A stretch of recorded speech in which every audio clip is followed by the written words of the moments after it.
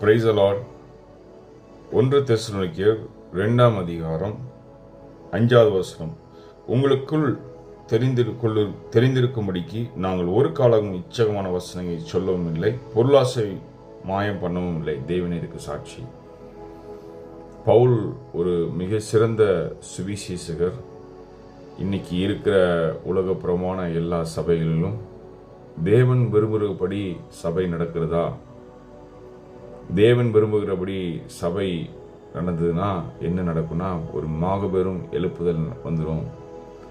இன்னைக்கு எழுப்புதல் வராது காரணம் விசுவாசிகளும் போதவரும் தான் முக்கிய காரணம். அதுக்கு நானும் அதில் பங்காயிருக்கிறேன். ஆண்டவர் தான் இந்த காரியத்தை என்னை மன்னிக்க வேண்டும். ஏன் சொல்கிறேன்னா, இயேசுவோட வருகை தாமதிக்கிறதுக்கு காரணமே நம்ம சபை போதகர்களும் விசுவாசிகளும் நானும் தான். ஏன்னா தேவ சித்தத்தை இப்போ வரைக்குமே நம்ம செய்யலை. தேவ சித்தம்னா ஆண்டவர் தெளிவாக பிரசங்கிக்கிறார். பரலோக ராஜ்யம் சமீபமாக இருக்குது, மனம் திரும்புங்கள் என்று பிரசங்கித்தார். யோவான் ஞானஸ்நானம் அதை தான் பிரசங்கித்தார். அதாவது பாவத்தை குறித்து உணர்த்தி இன்னைக்கு அநேக சபைகளில் இல்லை. ஆசீர்வாதத்தை குறித்து தான் உங்களுக்கு வீடு தந்துடுவார், காரு தந்துடுவார், அதை தந்துடுவார்னு இன்னைக்கு நிறைய சப்ஜெக்ட் ஆன்லைனில் ஓடிக்கிட்டு இருக்கு.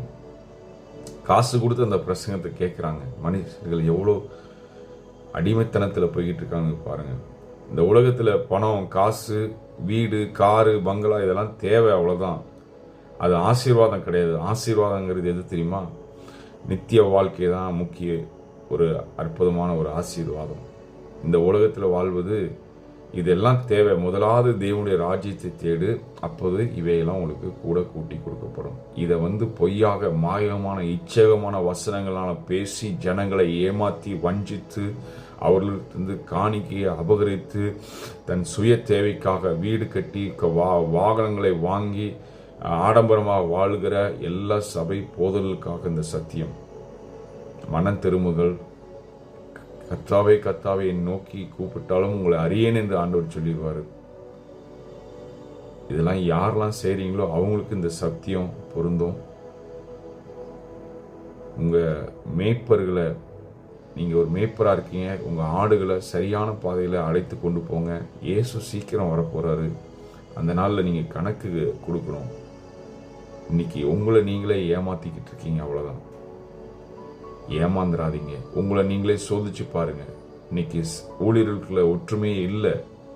ஆண்டவர் ஒரு மனத்தை விரும்புகிறார். எழுப்புதல் வர்றதுக்கு இயேசு சீக்கிரம் வர போகிறார். மனம் திரும்புங்கள்.